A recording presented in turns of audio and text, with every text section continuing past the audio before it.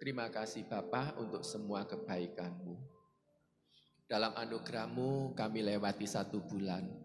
Kami mengucap syukur.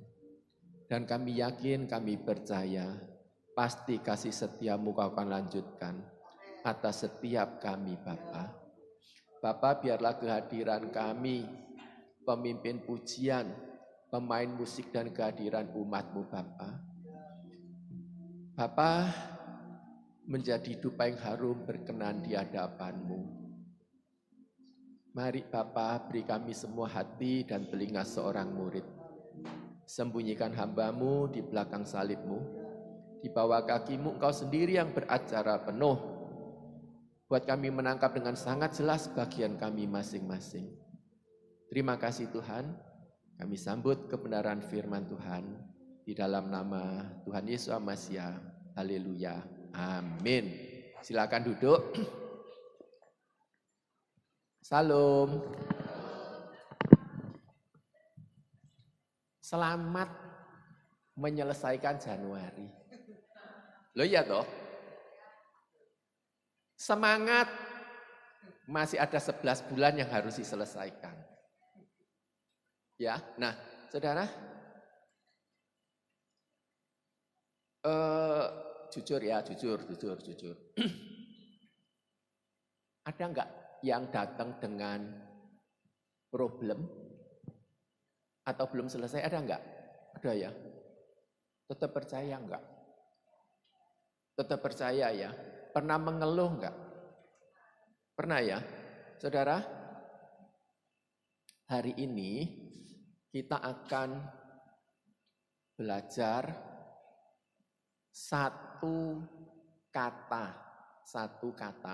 tapi nanti dalam kalimat ya. Saudara, iring Tuhan itu harus ngeyel iring Tuhan. Nangkep enggak? Oke, sekarang bilang ngeyel. Ngeyel itu bagus apa jelek? Enggak. Ngeyel itu netral. Ya netral toh. Engkau mau pakai kemana? Ya, wis salah, wanter, ngeyel pisan. Kan jadi elek toh? Ya kan? Tapi meskipun dia tidak punya kekuatan, tapi dia ngeyel ngotot tetap bertahan. Kan jadi baik kan? Ya. Nah, Saudara, kita harus sungguh-sungguh ngeyel ikut Tuhan apapun yang terjadi. Karena keadaan ini tidak menjadi semakin baik. Ada yang bisa definisikan arti ngeyel enggak? Kita sering kan bicara ngeyel kan? Menurut bahasa saya sendiri ya, bukan KKB. Ngeyel itu wis pokoknya aku ngene ya ngene, ndak bisa ditekuk. Ya benar ya? Apapun juga wis pokoknya gini kan gitu. Ya. Nah, Saudara, bisa enggak kita itu kalau iring Tuhan seperti itu? Kalau tadi dikatakan walaupun gunung ini tak berpindah, walaupun masalahku masih tetap ada, walaupun aku dalam lembah kelam, asal kau besertaku. Nah, persoalannya gini. Saudara yakin enggak saudara disertai Tuhan? Yakin. Tapi seringkali kalau problem itu muncul, yang utama problemnya atau penyertaan Tuhannya? Penyertaan Tuhan. Puji Tuhan. Puji Tuhan. Karena banyak orang-orang tuh kita bicara real ya. Banyak anak-anak Tuhan yang jatuh. Banyak juga hamba-hamba Tuhan yang jatuh. Itu real. Ya itu real. Kalau kau bisa katakan penyertaan Tuhan, puji Tuhan. Puji Tuhan, tetap pegang itu. Ya, karena gini. Karena dengan keberadaan, dengan apa gitu, merasa doanya tidak dijawab, merasa sudah lama, besok kayak apa bingung gitu, orang bisa menjadi hamba. Orang bisa menjadi mau cari jalan sendiri, logika sendiri, atau mau udah wis aku tak kembali lagi ke pekerjaan. ada juga yang seperti banyak sekali variasi-variasi yang ada dan keadaan ini tidak menjadi semakin lebih baik. Contohnya nggak usah jauh-jauh ya. Bangsa Israel itu ya, bukan bangsa yang hebat, bukan bangsa yang besar. Karena Tuhan yang mengadakan perjanjian. Karena Tuhan yang memilih. Ya. Orang dari satu pribadi menjadi satu keluarga, menjadi satu komunitas, akhirnya menjadi satu bangsa. Dengan perjanjian. Menjadi terpuji, ternama, terhormat, menjadi kepala bukan ekor. Mujizat terjadi, tuntunan Tuhan, ya, di padang gurun ada roti, ada air.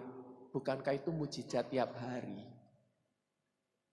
Dalam keberadaan itu, bangsa pilihan itu, berapa kali bikin Tuhan murka? Sudah murka kapok, suwe dimurkai gak kapok. Loh iya, padahal sudah banyak sekali yang mati, tapi nggak kapok-kapok. Nah, tapi ada satu pribadi yang sesungguhnya itu ditolak Tuhan loh. Bukan satu pribadi ya, satu bangsa. Satu bangsa. Benar-benar ditolak Tuhan. Ya, oke. Saya kasih ilustrasi ya. Pikirkan dengan sungguh-sungguh ya. Kalau engkau mau ngambil mantu, ayahnya moyangnya itu adalah bapak tidak tahu diri umat manusia. Oke? Bapak tidak tahu diri umat manusia. Ibunya adalah ibu matre umat manusia. Loh, ya. Makanya kan saya bilang, renungkan baik-baik, pikirkan baik-baik. Mereka menikah, berkeluarga, punya anak, tinggalin di doli. Nangkep? Ya, tinggal di doli, tinggal di jarak gitu ya. Terus turun-temurun gitu ya. Tahu-tahu engkau datang ke doli, ke jarak gitu ya. Ini anggap sudah generasi keberapa gitu. Mau nggak kau ngambil mantu kayak gitu? Yakin? Orangnya pinter, seksi, kaya, pendidikan tinggi, punya jabatan, mau nggak? Nggak mau? Yakin nggak mau? Mau? Nggak mau, yakin ya? Oke, sekarang kita lihat ya. Saudara, ada satu bapak nggak tahu diri umat manusia. Namanya Papa Lot. Loh, dia ini kan orang tuanya sudah mati. Ya kan? Diasuh dengan paman Abraham toh. Diasuh dengan paman Abraham, dibawa masuk dalam perjanjian karena ikut Abraham kan? Oke. Dibawa mengenal Tuhan yang benar. Hanya karena gembalanya ribut, Abraham ini bilang, wis pilihan. Dia kan nggak tahu diri toh. Langsung ngambil apa yang dipandang baik. Benar ya? Ngambil apa yang dipandang baik. Masuklah dia ke daerah Sodom sana. Waktu raja-raja berperang, Papa Lot ini kan ditawan. Dibebaskan toh. Enggak terima kasih, enggak keluar dari Sodom, balik lagi ke Sodom. Nah, kemudian dia ketemu dengan Mama Lot. Mama Lot ini kan ibu materi umat manusia. Ya kan? Tinggalnya di Sodom, kemudian punya anak-anak gadis berkeluarga yang ada di sana. Iman itu bisa terhimpit. Ya, nah, kemudian karena dosa Sodom ini sudah naik sampai ke langit, Tuhan sudah enggak tahan nih. Diutuslah malaikat itu. Tapi Lot dengan keluarganya kan beroleh kasih karunia karena Abraham kan. Waktu malaikat itu di dalam Sodom, ya, orang-orang mau menarik malaikat ini keluar. Lot itu tahu enggak kalau itu malaikat? Tahu. Karena orang-orang Sodom pun bicara, itu orang asing kok mau menghakimi kami. Berarti Lot itu lebih tahu. Ya. Karena pergaulan Sodom, orang-orang Sodom seperti itu, dia bilang, ini tamuku jangan diapa-apain ya. Anak gadisku loh PN. Lakukan apa yang kau pandang baik. Dari sini kan kita bisa ngerti maksudnya kan. Oke, makanya tadi kan saya bilang, kalau engkau punya mantu, papa tak dari keturunan papa tak tahu diri, mama matre, tinggalnya di Doli sama jarak, engkau mau enggak? Kan gitu. Nah, akhirnya ditariklah masuk dalam rumah. Saudara, sebetulnya ini kan posisi yang krusial. Waktu yang terus berjalan mepet. Masih nggak tahu diri kan, leye-leye nggak mau cepat keluar. Ya kan? Sampai tawar-menawar kemana. Akhirnya dengan malaikat ini kan ditarik keluar. Untuk lari, baru Sodom itu dihancurkan. Dimusnahkan. Nah, ternyata mama yang tidak tahu diri itu noleh ke belakang menjadi tiang garam. Itu kan semua saksi mata dari satu keluarga ini kan. Tinggal di dalam gua. Akhirnya pergaulan Sodom bikin apa? Papa kemarin itu kok mau membawa kita diperkosa orang-orang Sodom ya? Sekarang nggak ada orang, ayo papa diperkosa aja yuk. Lalu kan papanya diperkosa toh, ya kan? Lalu lahirlah si Moab dan si Amon. Israel terus pergi ke masa-masa perbudakan yang ada di Mesir. Moab dan Amon dengan berjalannya waktu bergerak menjadi satu bangsa. Ya, nah. Saudara,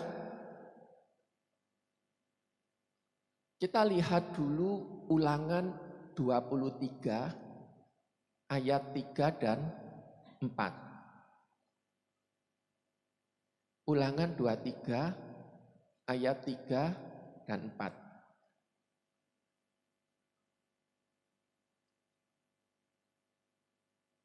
Sudah? Saya bacakan ya.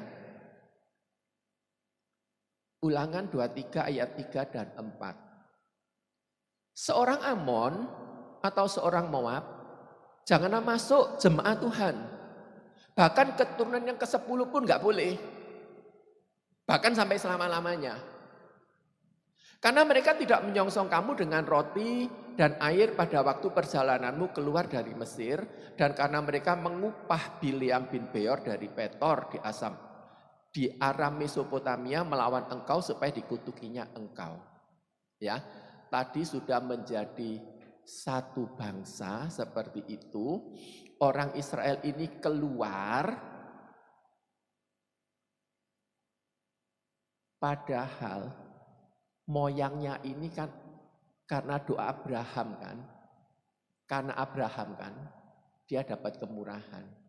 Sekarang dia sudah menjadi satu bangsa tanpa sesuatu yang jelas. Tahu-tahu manggil Balak untuk ngutuki. Dan ngutukinya itu atas nama Tuhan loh. Yang ngamuk lah Tuhan kok disuruh ngutuki umatnya sendiri kan. Akhirnya Bileam ini kan memberikan nasihat. Wes, gini aja. Perempuan-perempuan yang cantik-cantik, yang seksi-seksi, semuanya itu ayo dandan serbu ke Israel. Akhirnya Tula itu kan jatuh di sana. Nah, Tuhan dikatakan Israel itu umat yang kudus, itu umat yang dipisahkan, tersendiri, milik kepunyaan Tuhan. Dan Tuhan pun tidak menginginkan salah satu umatnya, ya, orang Moab ini masuk kepada menjadi jemaat Tuhan. Bahkan sampai keturunan yang ke-10 pun enggak boleh. Bahkan sampai selama-lamanya, bahkan seperti itu. Kenapa? Karena sudah masa lalunya seperti itu, sudah menjadi satu bangsa pun enggak pernah baik. Ya, nah, saudara, kitab Ulangan ini adalah nasihat, wasiat Musa sebelum dia meninggal, ya, diulang wasiatnya, dan serah terima kepada Yosua itu masuk ke Kanaan, perjanjian, tanah perjanjian. Setelah Yosua kan hakim-hakim. Oke, nah sekarang kita lihat apa yang terjadi. Itu pesan Musa dengan sangat jelas untuk Moab, untuk Amon. Setelah Yosua membawa bangsa Israel masuk tanah perjanjian, setelah Yosua meninggal, bahkan sebelum meninggal, ya, mulai dari Musa, Yosua dan seterusnya, terlalu banyak pembaharuan perjanjian untuk taat, untuk setia kepada Tuhan. Tapi sebanyak itu pula pelanggaran yang dilakukan. Ya, nah, sebelum Yosua meninggal, itu sudah diadakan perjanjian. Janjinya apa? Iring Tuhan dengan sungguh-sungguh. Sekarang di masa hakim-hakim, kita lihat Rut 1 ayat 1. Pada zaman para hakim memerintah, ada kelaparan di tanah Israel. Lalu pergilah seorang dari Bethlehem Yehuda beserta istrinya dan kedua anaknya laki-laki ke daerah Moab untuk menetap di sana sebagai orang asing. Nah, berarti sebetulnya kitab Rut itu, hakim-hakim itu kitab utama, ya, kitab utama. Ada bingkai yang namanya bingkai Rut. Ya, ada bingkai yang namanya bingkai Rut. Karena kisah Rut ini terjadi pada zaman hakim-hakim. Tapi di hakim-hakim itu kan fokusnya para hakimnya kan. Nah, kitab Rut ini kan terjadi, tidak tahu hakim yang mana. Tapi yang jelas di hakim-hakim. Ada kelaparan di Israel. Keluarga Elimelek datang ke Moab untuk menetap. Bukan cuma menetap loh. Bahkan ngambil 2 gadis Moab. Tadi kan dikatakan Moab, Amon tidak boleh. Ya, maka tadi kan saya tanya, saudara, seandainya engkau suatu saat ke Doli, ke Jarak gitu. Ada orang yang mau nggak engkau ngambil mantu di sana? Kan gak ada yang mau kan? Berarti imanmu kan lebih kuat dari Elimelek. Elimelek ini ngambil 2 menantu. Dua-duanya orang Moab. Elimelek ini kaya. Ya, dia bisa pergi ke sana. Yang nggak bisa, yang menetap di Israel. Ternyata yang terjadi adalah bencana, sengsara, dan kematian. Elimelek meninggal, Maklon meninggal, Kilion meninggal, ekonominya mati, keluarganya hampa, kepahitan. Maka ini bisa buat orang itu berpikir, Kalau dari sisi Naomi ya, mungkin dia ingat, opo oyo kok aku datang ke Moab, kenapa kok aku nyata-nyata kok melanggar dengan sangat jelas.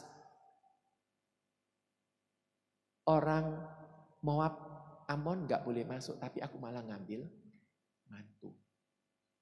Bisa dia punya pikiran seperti itu loh. Kita bicara yang bebas ya. Nah,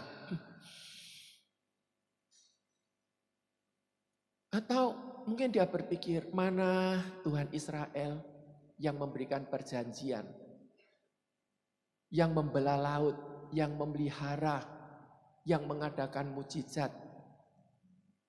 Kok aku tidak ngalami? Dan Ruth itu mungkin juga pada posisi seperti itu, kalau kita baca ya sebentar selesai. Tapi coba kita bayangkan kita yang punya keluarga konflik ya. Konflik keluarga ya. Konflik keluarga. Ini kan enggak diceritakan. Ruth itu mungkin bisa gini. Aku dengar Tuhan Israel menuntun keluar dari Mesir. Melepaskan dari perbudakan, memberi makan mana, menuntun dengan tiang awan, tiang api, itu semuanya viral loh. Tapi kok nyatanya aku sekarang masuk dalam satu keluarga Israel, kok bencana demi bencana terjadi, tidak ada satupun yang baik. Ya. Nah, mungkin pula pada akhirnya Naomi itu bicara, aku mengambil menantu pencabut nyawa. Habis semua. Ya. Nah, kita lihat ya saudara ya. Tadi kan temanya ngeyel ikut Tuhan. Kalau ngeyel itu berarti tidak ada alasan apapun, tidak bisa dibisik apapun untuk berubah. Kan gitu ya. Kita lihat sekarang Rut 1 ayat 11 sampai 13. Rut 1 ayat 11 sampai 13 dikatakan, tetapi Naomi berkata, pulanglah anak-anakku, mengapakah kamu turut dengan aku? Bukankah tidak ada lagi anak laki-laki yang kulahirkan untuk dijadikan suamimu nanti? Pulanglah anak-anakku, pergilah sebab sudah terlalu tua aku untuk bersuami. Seandainya pikirku ada harapan bagiku dan sekalipun malam ini aku bersuami, bahkan sekalipun aku masih melahirkan anak laki-laki, masakan kamu menanti sampai mereka dewasa? Masakan karena itu kamu harus menahan diri dan tidak bersuami? Janganlah kiranya demikian anak-anakku. Bukankah jauh lebih pahit yang aku alami daripadamu? Sebab tangan Tuhan teracung terhadap aku. Jadi dengan segala sesuatu realita yang ada, Naomi ini mengusir mantu-mantunya. Ada satu kepahitan, ada satu duka, ada satu kemarahan, ya. Mungkin juga ada satu misteri yang tidak bisa dijawab, artinya sakjane menantune iki ya gak apa-apa, genah. Tapi aku sudah salah atau bagaimanapun juga akhirnya kan diusir. Yang satu pulang. Nah, yang satu ini loh yang ngeyel. Yang tadi saya bilang kita harus ngeyel kalau mau ikut Tuhan itu. Ya. Saudara, kalau engkau jadi menantu, sekarang saya balik ya. Tadi engkau mau ngambil mantu. Sekarang kalau engkau jadi mantu. Dalam keluarga itu engkau wis dipecutat-pecututi, ndak karu-karuan, ya. Belum lagi dibilang menantu pencabut nyawa. Setelah itu diusir. Engkau mau balik enggak? Atau engkau mau tetap ngeyel? Padahal engkau akan seumur hidup dengan mertuamu yang ngusir. Benar ya? Sudah enggak ada orang lain lagi loh. Engkau mau tetap ngeyel atau dasar mertua enggak pernah diuntung. Aku wis koyo ngene sih, diusir pisan. Kamosku tak tinggal, negeriku tak tinggal, kok aku diusir pisan. Sakit hati loh. Masihkah engkau mau tetap bertahan? Kalau tadi dikatakan meskipun gunung ini tak berpindah, meskipun dalam lembah kelam asal kau besertaku. Tuhan beserta enggak? Tuhan beserta. Persoalannya kan karena kita tidak lihat saja toh. Jadi seolah-olah kita jalan sendiri. Tapi kita harus ngeyel. Kita harus percaya. Seperti Rut ini. Ya, Rut 1 ayat 16, 17.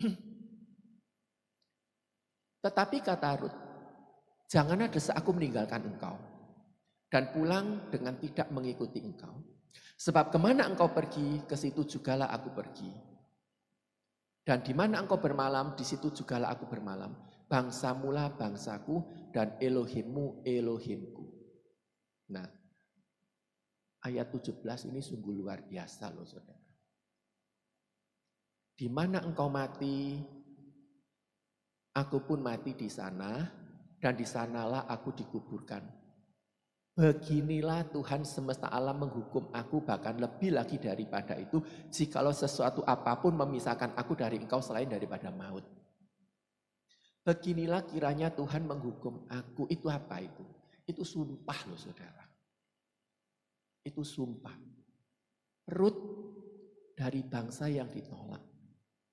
Tidak menerima perjanjian apapun dari Tuhan.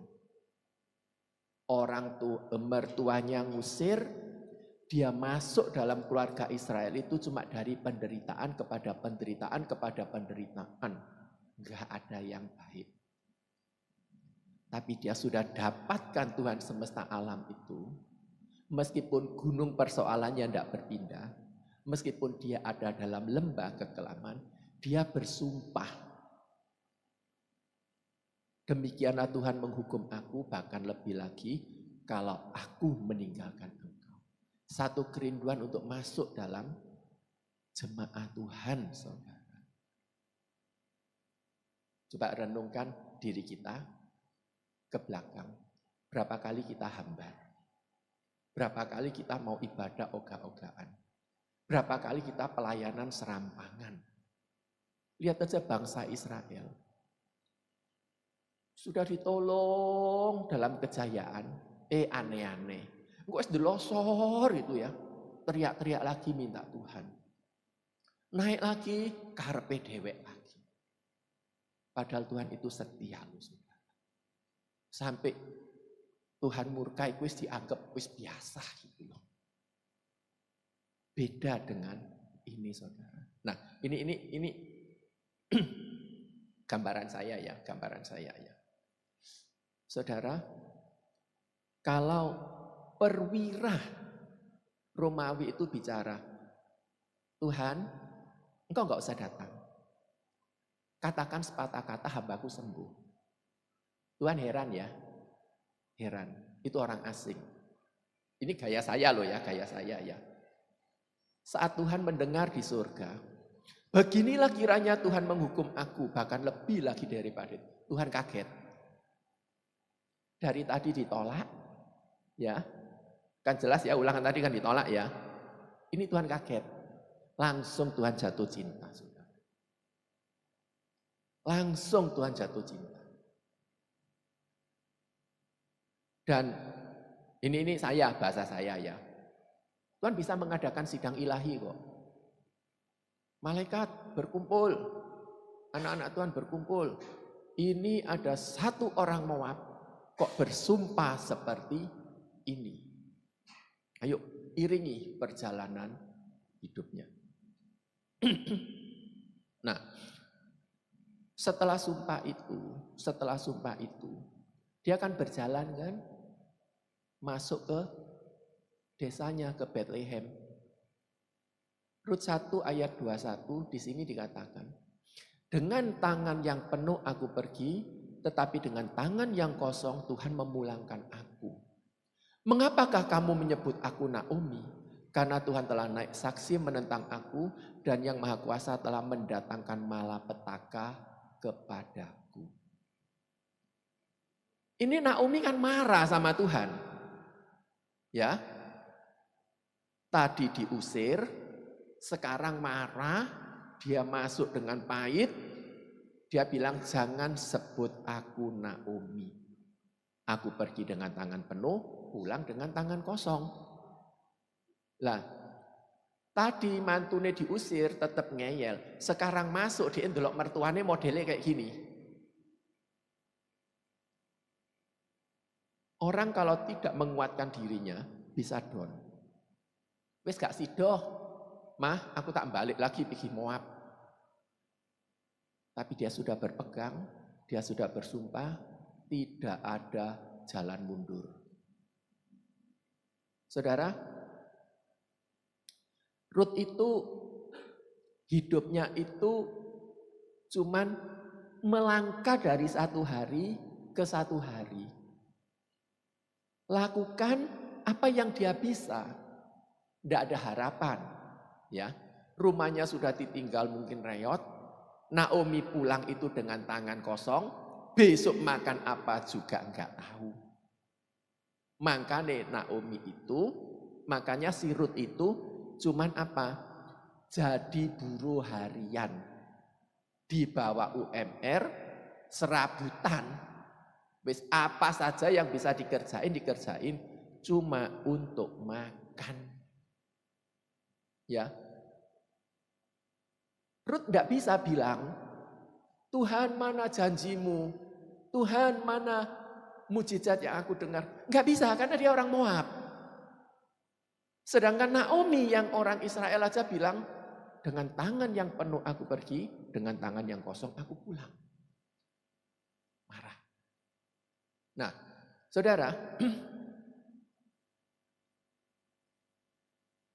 selanjutnya dari hari ke hari itu modelnya Rut itu cuma jalani, bisa makan, ya sudah.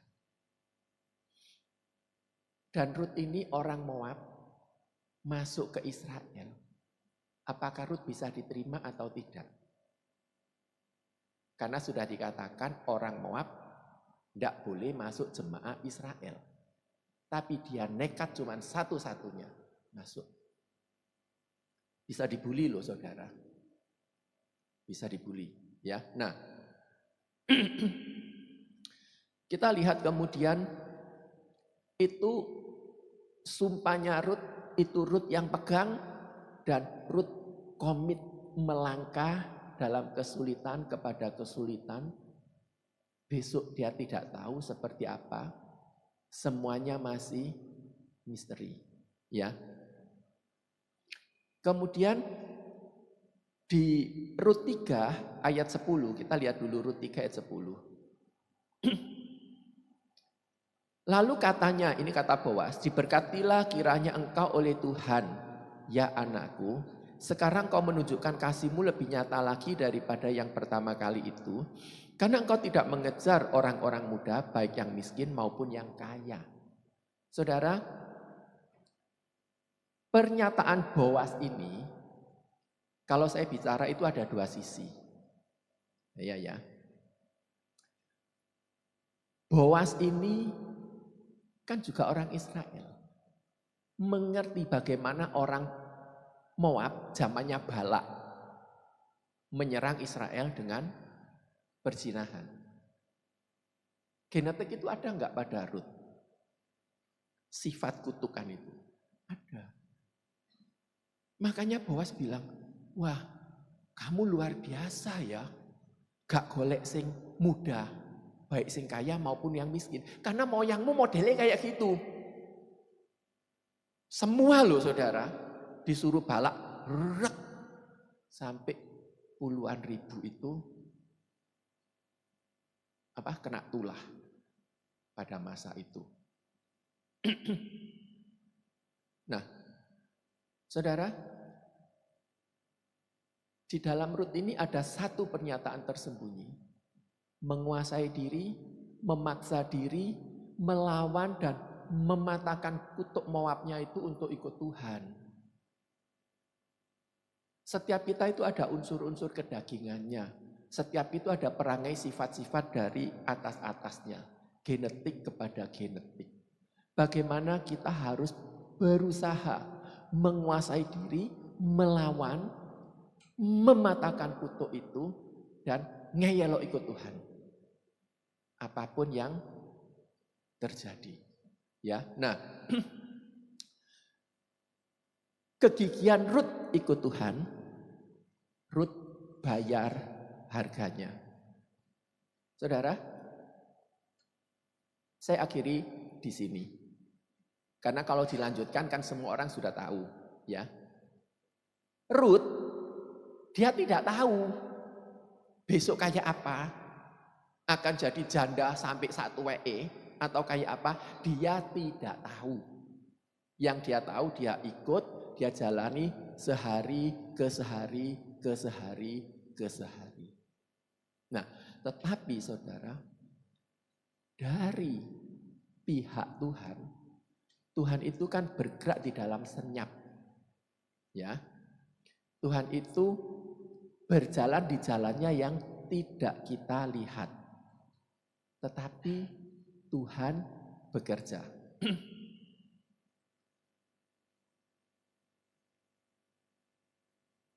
Tuhan, tadi saya katakan mungkin ada sidang ilahi, terus Tuhan kaget. Saudara, dan Tuhan sendiri mengambil ketetapan, menerima Rut dan keturunannya, saudara. Ya, kita lihat ya. Genetik alami Rut dan sifat ngeyel Rut itu turun. Ya. Saudara kan tahu waktu Saul ditolak menjadi raja, Samuel kan disuruh pergi ke keluarga Isai kan? Semuanya dijejer. Ada yang sick pack, ada yang nge-gym, ada yang wis api-api semuanya ya. Samuel terpesona. Ada Eliab, Abinadab, ada Syamah, dan sebagainya. Tuhan bicara apa? Semua itu ditolak Tuhan. Manusia melihat apa yang ada di depannya. Tetapi Tuhan melihat hati. Yang dilihat itu siapa? Daud. Ada genetik dan ngeyelnya Rut. Ya. Kalau misalnya yang dijadikan raja itu bukan Daud, ya. Saat bangsa Filistin menyerang, Abinadab, Syamah, Eliab, yang lain itu kagak ada. Semuanya enggak ada. Cuman Daud yang ada. Daud kan ngeyel, berpegang pada Tuhan kan. Ya. Engkau mendatangi aku dengan tongkat. Aku mendatangi engkau dengan nama Tuhan. Barisan Israel yang kau tantang itu. Ini genetiknya Rut loh. Di mana engkau mati? Aku mati. Aku mau. Tuhanmu, Tuhanku. Rut bayar harga. Turun kepada Daud. Ngotot, sungguh-sungguh itu dia pegang Tuhan. Lihat semua kisah Mazmur Daud. Dalam senang memuji Tuhan. Ada musuh dia tetap berharap pada Tuhan. Dalam apapun tetap mengandalkan Tuhan dalam sepanjang umur hidupnya. Apapun yang terjadi. Daud pernah salah enggak? Pernah. Itu juga genetiknya Rut. Genetik manusianya. Satu saat dia melihat Batseba. Wong genetiknya mulai dari anak Lot. Bangsa zaman masa Balak seperti itu. Daud laki lek ketok api diembat pisan. Itu kan genetik Moab kan? Nah, perhatikan di Mazmur 51 ayat 7. Sesungguhnya dalam kesesakan aku diperanakkan, dalam dosa aku dikandung ibuku. Dia nyadari kok. Tapi dia tidak pernah berkata, ya wis kayak ngene sifatku. Wis dari sononya ngene. Tapi dia mati-matian tersungkur di bawah kaki Tuhan. Mati-matian tersungkur di bawah kaki Tuhan.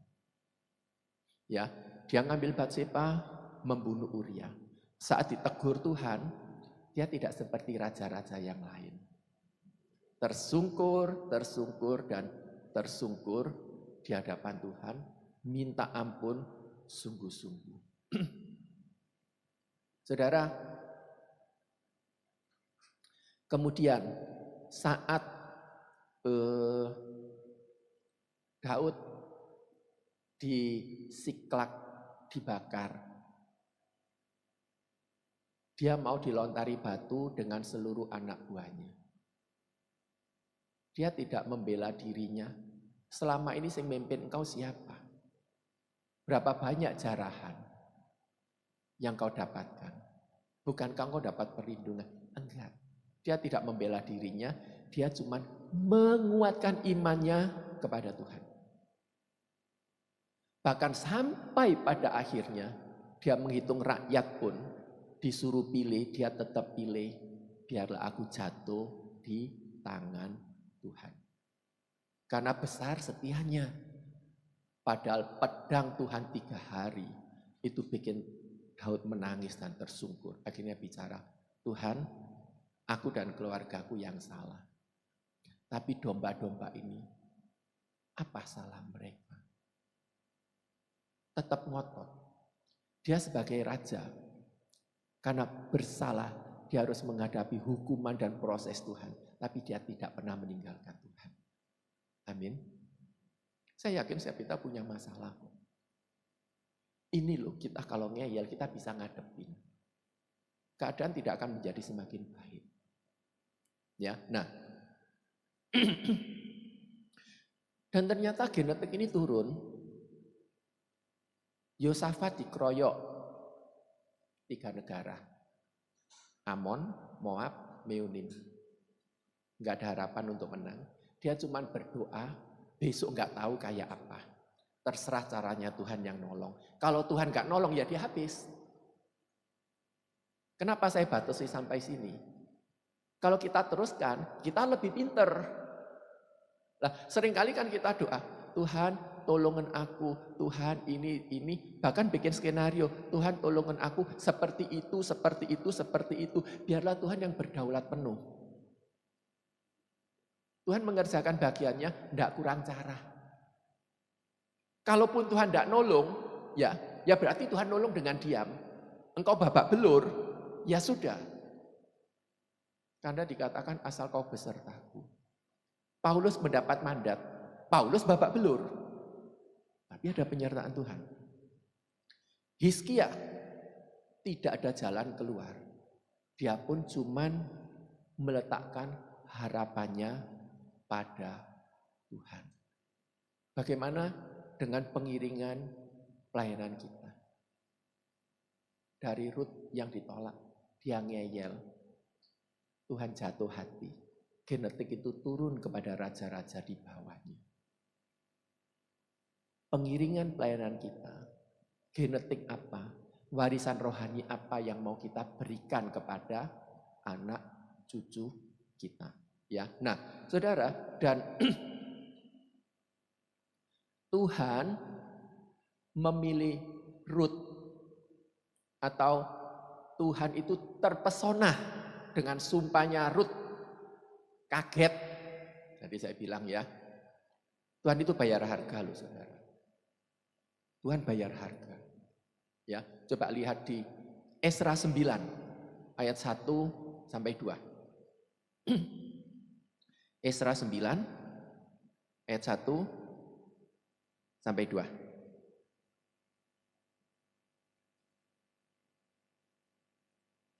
Oke.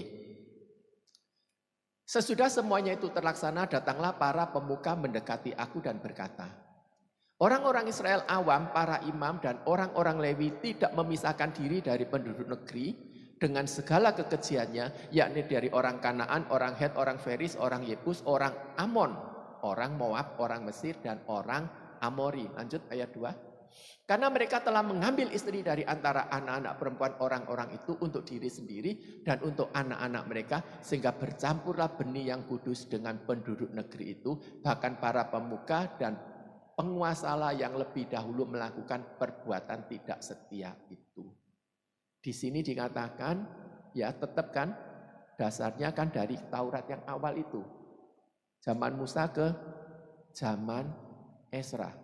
Dikatakan, bercampurlah benih yang kudus itu. Tetap ditolak. Karena Israel itu dipisahkan. Makanya saya katakan, Tuhan bayar harga. Bukan Tuhan tidak bayar harga karena dia otoritas, dia segalanya. Tuhan itu bekerja, masuk ruang dan waktu. Ikut kehidupan setiap pribadi lepas pribadi. Ya, Tuhan bayar harga. Kemudian lihat Nehemia 13 ayat 1 sampai 3. Ya, Nehemia 13 ayat 1 sampai 3. Pada masa itu bagian-bagian daripada kitab Musa dibacakan dengan didengar oleh rakyat, didapati tertulis dalam kitab itu, bahwa orang Amon dan orang Moab tidak boleh masuk jemaah Elohim untuk selamanya. Lanjut ayat 2. Karena mereka tidak menyongsong orang Israel dengan roti dan air, malah mengupah Bileam melawan orang Israel supaya dikutukinya. Tetapi Elohim kami mengubah kutuk itu menjadi berkat. Ayat 3. Ketika mereka mendengar pembacaan Taurat itu, mereka memisahkan semua peranakan dari orang Israel. Jadi semua yang kecampur, ya bangsa-bangsa tadi, ada yang namanya Moab, ada yang namanya Amon, itu dipisahkan. Ezra, Nehemia ini sejaman. Padahal kalau kita lihat ya, kitab Rut itu dibacakan selalu di salah satu perayaan terbesar Israel, saudara. Karena Rut ngeyel. Tapi genetik bangsa Moabnya sampai kepada masa Ezra, masa Nehemia, masa Ezra dikatakan benih yang kudus tercampur. Di Nehemia disingkirkan. Saudara, nah konteksnya bagaimana dengan Tuhan bayar harga. Saudara, Tuhan perkataannya berkuasa. Melakukan mujizat. Semua orang Farisi, Saduki, imam-imam gentar. Ya. Semua omongan itu diterima. Bahkan saat mati pun imam-imam ahli Taurat kan pergi kepada Pilatus. Si penyesat bicara 3 hari dia akan bangkit. Kasih menjaga. Kan berarti dia percaya kan? Ya, dia percaya ya. Kenapa? Tuhan Yesus itu ditolak sebagai Mesias. Karena ada darah Moab. Karena tercampur darah Moab. Semuanya diterima, kemesiasannya ditolak. Padahal Tuhan kalau mau memilih orang Yehuda ya yang tidak ada darah Moabnya, terlampau amat sangat banyak ya. Kenapa kok dia mau pilih Rut? Karena sumpahnya Rut, Tuhan terpesona. Jadi ini juga mematahkan mungkin banyak orang. Ayo ke gereja, ayo balik kepada Tuhan. Aku cek akeh dosane, nanti besok tidak akan pernah jalan. Tidak akan pernah jalan. Ayo, Sungguh-sungguhlah dalam keberadaan apapun, dalam tidak ada jalan apapun. Pegangan saudara. Tuhan itu setia. Bahkan dari generasi kepada generasi kepada generasi. Sampai hari ini, sampai Tuhan datang lagi. Tuhan tetap ya dan amin. Alfa dan Omega untuk kita semua. Ngeyel ikut Tuhan, bayar harga ikut Tuhan, itu bagian kita. Jangan mengadakan transaksi dengan Tuhan. Tuhan, aku wis setia loh, aku wis pelayanan loh, aku wis ini loh. Mana bukti janjimu? Tidak usah saudara. Tuhan tidak lupakan janjinya. Terlalu mudah buat Tuhan menolong. Seringkali itu kan pertempuran dalam diri kita aja kan. Antara kita ngeyel mau taat mau ikut, atau dilihat tidak ada jalan, pikiran ini mulai jalan. Logikanya mau ke sana, ke sana, ke sana. Tapi menango. Tadi kan ngeyel itu tidak bisa ditekuk dalam rupa bentuk apapun kan. Seringkali yang bisa menekuk siapa? Pikirannya sendiri. Karena peperangan utama dari sini. Menangkan ini dulu, sehingga yang keluar ini adalah mantap apapun yang terjadi. Ingat, Rut itu tidak ada sesuatu yang baik. Diusir mertua, masuk, dibully, dikata-katain. Tapi hanya karena dia mantapnya itu, dia dapatkan. Bahkan Tuhan rela bayar harga. Ya, kita lihat terakhir di Roma 8 ayat 35. Roma 8 ayat 35. Siapakah yang akan memisahkan kita dari kasih Kristus? Penindasan atau kesesakan atau penganiayaan atau kelaparan atau ketelanjangan atau bahaya atau pedang. Siapa yang memisahkan kita dari kasih Kristus? Ya. Persoalan apa? Penindasan apa yang kau alami? Kesesakan apa? Penganiayaan apa? Kelaparan bagaimana? Ketelanjangan atau pedang? Tetap ngeyel. Amin. Amin. Ngeyel itu bayar harga paksa. Ya, nanti kalau mulai hambar, mulai apa, keluarkan ilmu ngeyel ini untuk diri kita sendiri ini ya, supaya tetap berpegang, tetap bertahan, tak tergoyahkan. Apapun yang terjadi. Yuk kita doa ya. Bapa, terima kasih untuk semua yang terbaik daripadamu. Bapa, Engkau tahu persoalan setiap kami. Bapa, kami minta kuatkan kami, berpegang, bersungguh-sungguh, ngotot, ngeyel apapun yang terjadi Bapa. Karena kami percaya Engkau berjalan di jalan-Mu yang tidak kami lihat dan berkarya untuk setiap kami, bagi kebaikan kami dan nama-Mu dipermuliakan. Materikan firman-Mu menjadi daging dalam diri dan hidup kami. Di dalam nama Tuhan Yesus Masiah, haleluya, amin. Pada akhir ibadah ini ya Tuhan, Amin. Kami tahu Tuhan Allah yang maha besar, Allah yang maha agung, hadir di tengah-tengah ibadah kami. Tuhan sedang melihat dan mengawasi kehidupan kami. Belas kasihan, pengampunan, kemurahan dan kebajikan Tuhan melimpah dan mengalir bagi kami semuanya. Sebelum kami pulang meninggalkan gereja ini untuk sementara waktu, sekali lagi kami mengucap syukur. Kami berterima kasih dan kami membawa di dalam doa bagi keluarga besar almarhumah Ibu Marihot yang Tuhan sudah panggil pulang ke rumah Bapa di sorga. Beliau lepas dari segala jerih lelah penderitaan di dunia. Dan sekarang bersama Engkau Tuhan Raja di atas segala raja. Melayani Engkau di dalam pujian dan penyembahan.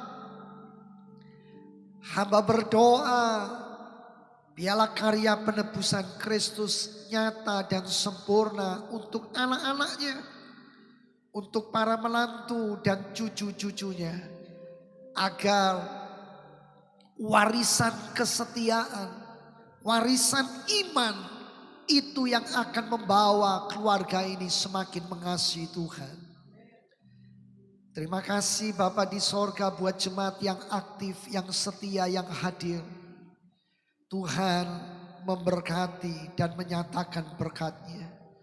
Bagi anak-anak-Mu yang karena satu dan lain hal tidak bisa hadir dalam ibadah pagi hari ini, dimanapun beliau berada, tangan belas kasihan Tuhan menjangkau, menyertai dan memimpin mereka semuanya. Hamba menyerahkan setiap rupiah yang anak-anak-Mu sudah berikan dan serahkan, baik dalam bentuk persepuluhan, persembahan kasih, ucapan syukur, diakonia. Oh Tuhan, di dalam nama Tuhan Yesus Kristus, setiap rupiah Tuhan memperhitungkannya sebagai kebenaran. Tuhan memberkati umat-Mu bahkan dengan berkelimpahan.